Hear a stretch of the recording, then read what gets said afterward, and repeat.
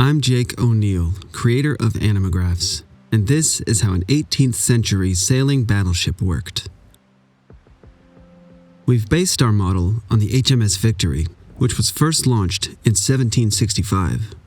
However, our goal is to present a high-quality teaching model with period-correct generalizations, as opposed to a history lesson on the Victory herself.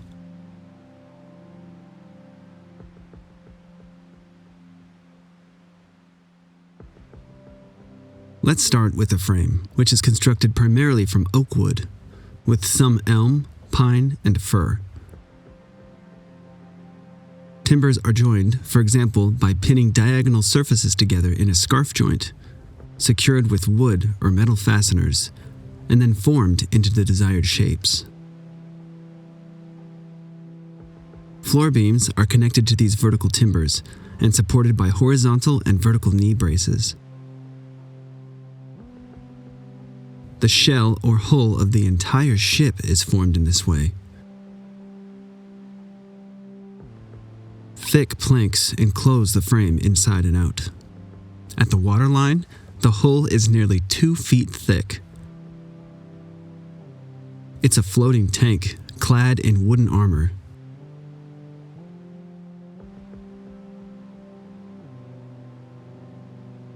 The masts, the tallest of which tower some 200 plus feet above the water level,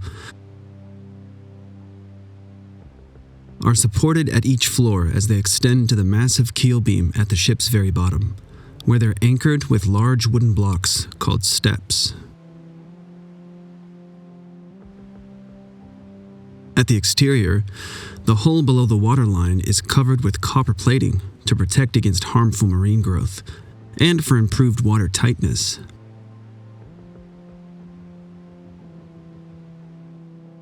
Now let's tour each floor, starting with the hold in the belly of the ship.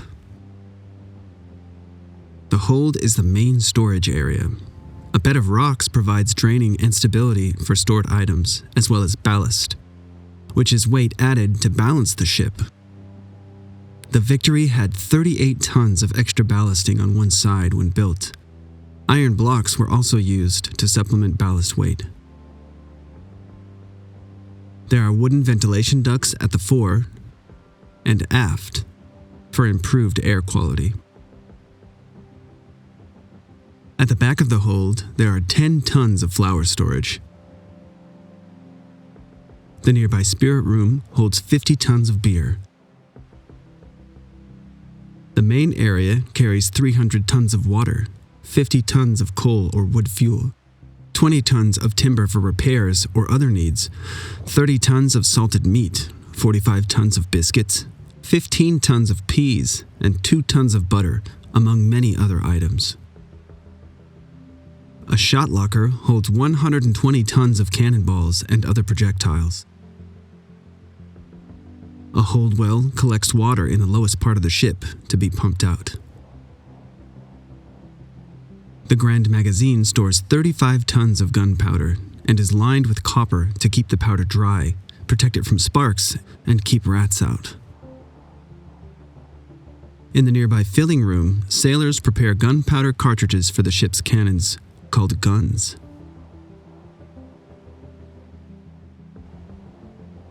The orlop deck is above the hold and straddles the waterline. As such, there are no side openings to provide light or airflow. There's a network of removable floor gratings through every deck at the ship's centerline for ventilation, and for transferring items, including cannons and so on, throughout the vessel. At the rear of the orlop deck, additional gratings provide more ventilation for the hold. This is the bread room with flour and biscuit storage readily available for meals. Daily rations are dispensed from the steward's room to mess cooks. The steward may sleep here if needed to prevent food theft. The steward's appointed cabin is nearby. There's the purser's cabin and store for the purser who handles accounts and money. And a marine's clothing store. Across the other side, there's a dispensary for medical supplies. The surgeon has their own cabin here for sleeping and performing mostly non-battle related procedures. There are also stores for the captain and lieutenant. A large area in front of these rooms is the midshipman's berth for junior ranking officers, usually in their teenage years. Hammocks are hung here for sleeping. Front and back hanging magazines hold racks full of ready-made gun cartridges, which are specially prepared sacks of gunpowder for cannons. The hanging magazines are framed between decks, suspended in a fashion for enhanced protection from catastrophic damage sustained in action. Light comes from an adjacent room, with a lantern behind glass panes for safety. There are hatches throughout the orlop deck floor, called scuttles. Many of these are in strategic areas for guarded access to the ship's valuable stores in the hold beneath. The cockpit area in the middle of the floor is used to treat crew members during battle. Moving towards the front of the ship, sail rooms provide storage for sails when not in use or when held for repairs. Cable tiers hold coils of anchor cable or ropes, with open walls to allow proper drying. There are cabin and storerooms for the bosun, who oversees some of the deck crew. The bosun's stores have items related to rigging, cordage, anchors, sails, boats, flags, and so on. The onboard carpenter has a cabin and fully stocked workshop for ship maintenance and repair. A narrow passageway along each side of the orlop deck, called the Carpenter's Walk, ensures unobstructed access to the hull at the waterline, which is especially important for any damage sustained in this critical area during action. At the front of the orlop deck, there's the gunner's store for all things related to armaments, including rifles, pistols, and supplies for the many onboard cannons.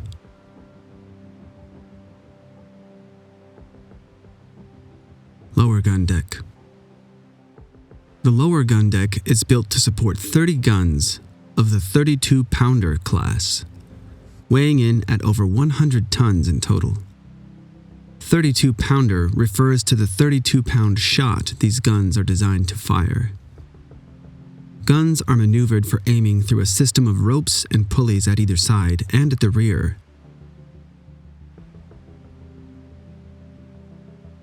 Tools with long handles are mounted above the gun. Sailors must lean out of the gun port to access the barrel. In order of usage for firing, the worm, with a metal spiral at its end, is inserted into the barrel and turned several times to catch any unburned bits left inside. Next, the wet sponge extinguishes any remaining embers. A cartridge is loaded and rammed home with the rammer. Then, a shot, round or otherwise, is loaded and also rammed home. Nearby fire buckets hold water or sand for fire extinguishing. Wooden poles lift the barrel to allow adjustment of a wedge at the back, which controls gun pitch. A thick rope limits rearward roll due to the powerful recoil after a shot is fired.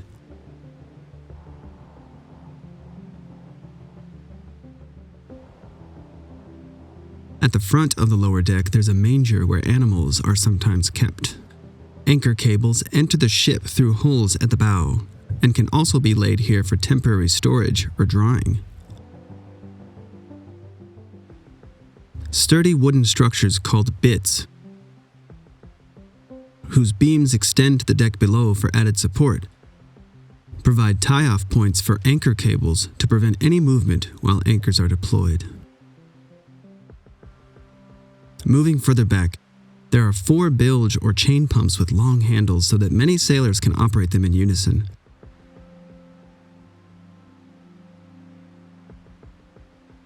These pumps remove water from the hold well. The cranks drive a chain with leather discs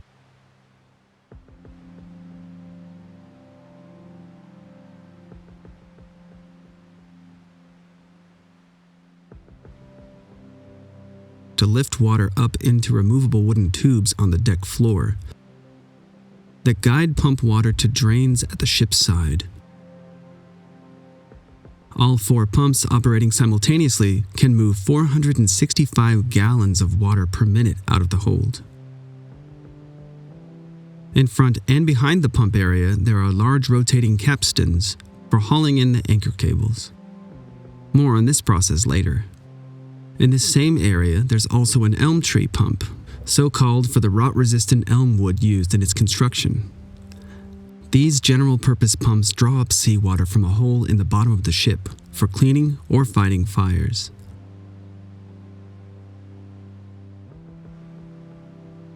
Middle gun deck. 28 guns of the 24-pounder class are positioned along the middle gun deck. Shot garlands with projectiles line the grating and stairways, called ladders, at the center. The ship's main entry port is situated in the middle. There's a dedicated sick bay at the front. Behind that, the main galley for food preparation and distribution for some of the officers and all of the regular crew members, with a large iron stove that exhausts through upper decks to the outside. The stove includes a water condenser for distilling fresh water from salt water. Capstans at the center are connected to those of the middle deck below. The rear of this deck has officers' quarters and the wardroom for officers to eat and congregate with a nearby pantry. The panel walls are either folded up and secured or carried away entirely to make space for guns during action. As such, those inhabiting these quarters often share the limited space with onboard guns. A wooden cover at the back can be removed to expose the rudder, especially for emergency access.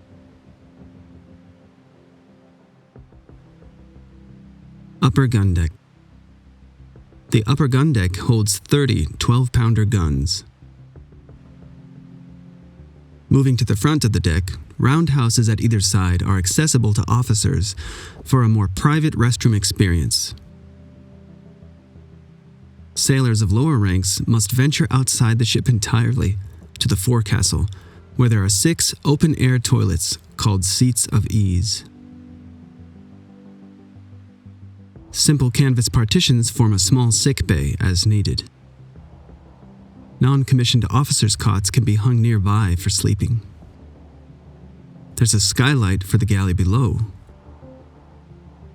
Nearby chests hold rifles and pistols. Removable tables are slung between guns, with equipment chests as benches. There's a bag that holds flogging ropes and the famed cat of 9 tails for disciplinary action. Heading aft, there's the Admiral's sleeping quarters, dining quarters, and day cabin.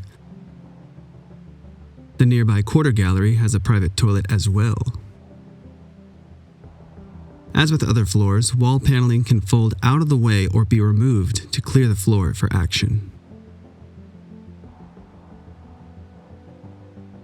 Quarterdeck. The captain's accommodations make up the rear of the quarterdeck, including a private toilet, day cabin, dining area, and sleeping cabin with the captain's relatively luxurious hanging bed. Moving forward, there's a cabin for the captain's personal secretary, and the shipmaster's cabin at the other side. The steering wheel sits at the center, exposed on one side but shielded overhead by the poop deck floor. a single rope wraps around the steering drum and extends through the quarterdeck floor, passing through the upper and middle deck floors to the ceiling of the lower deck, where pulleys redirect the rope as it spreads to either side of the arced tiller sweep. Metal rings in the tiller arm guide the rope to tensioning gear at either side. As the wheel rotates, ropes move, guiding the tiller gracefully along its arc. The attached 3-story tall rudder swings on metal hinges, which are fastened tight to the keel.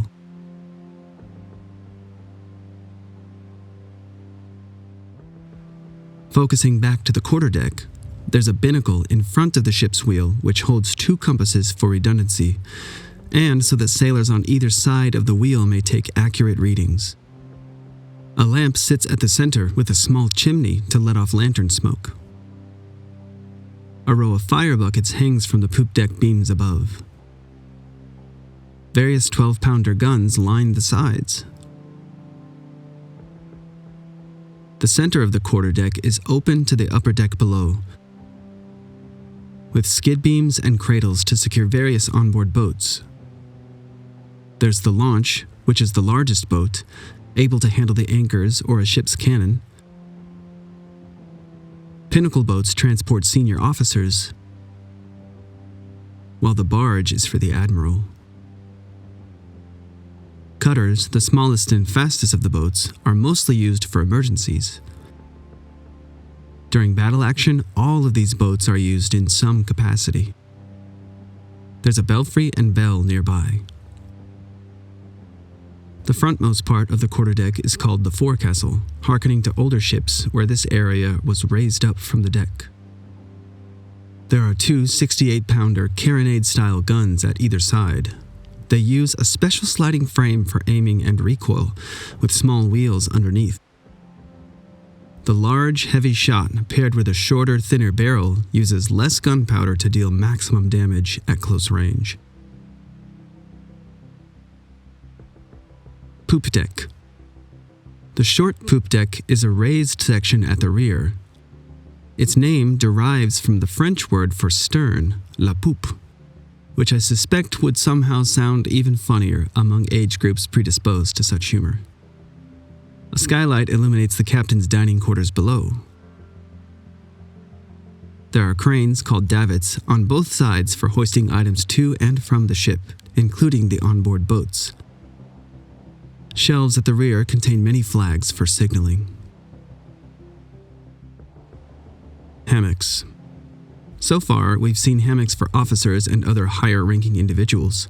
However, most of the ship's 800-plus crew were barely allotted a shoulder's width of space in which to occupy their respective hammocks.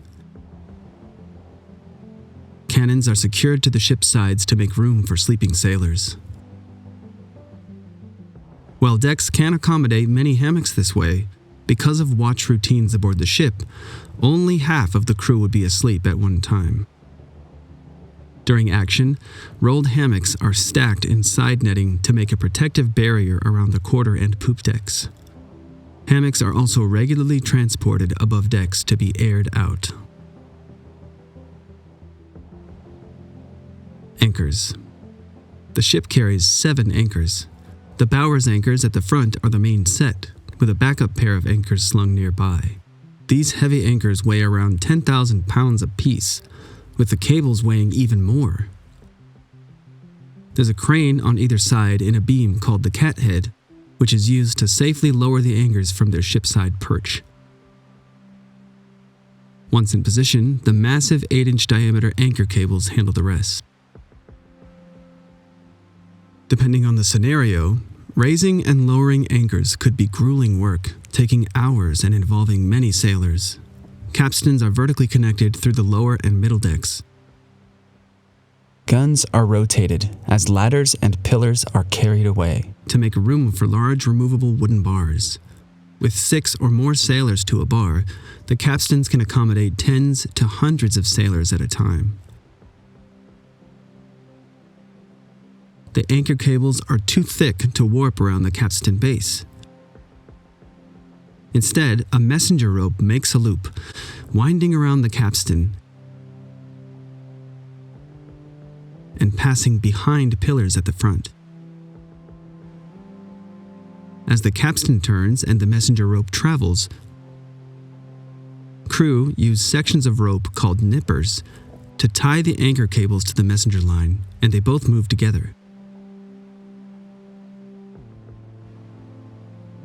Cables pass through decks to the previously shown cable storage in the orlop deck.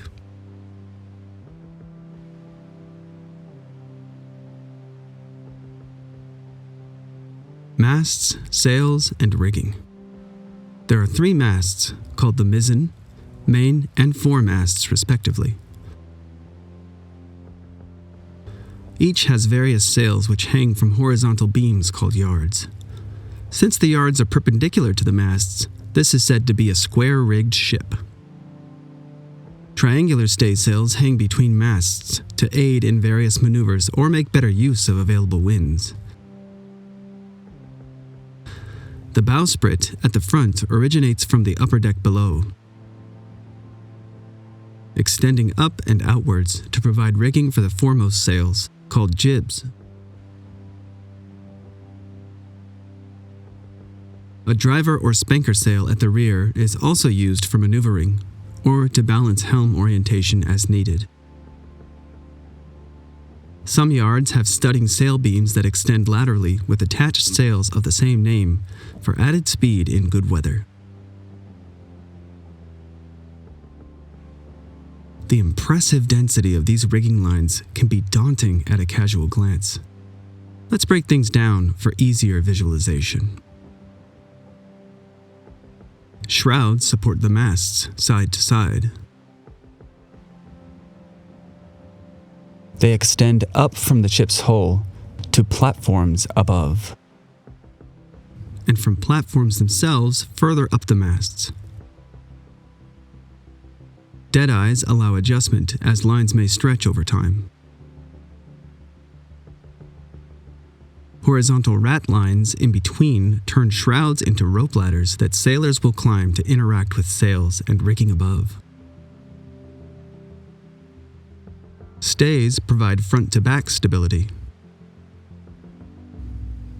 Many of these structural lines are coated in black tar for increased durability against harsh sea life. Finally, the running rigging controls the sails themselves. Let's focus on setting just one sail. Sailors ascend the shrouds and do their work from ropes suspended beneath the yards. When stowed, the sail is lashed neatly to the yard with sections of rope called gaskets. These gaskets are untied and coiled to begin the unfurling. Bunt lines run through the sail with leech lines at the sides. These lines are let down, allowing the sail to drape. Clew lines at the corners are then loosed as well, allowing the corner to lower, as the sheet line at the back and the tack line at the front are hauled tight. The yard hoist lines are hauled to lift the yard upwards into place. The sail is now fully set. The yard is secured to the mast but can rotate around it. Yard brace lines at the sides and sheet and tack lines at the corners must be loosed or hauled in careful orchestration to position the sail. The lines for the sail are operated from deck level. Some may tie off at the shrouds, or to dedicated fife rails with many pins for tie-off points. It takes all of these lines to set and operate just one sail. Add all other sails to the mix, and the amount of rope on deck at any one time becomes enormous.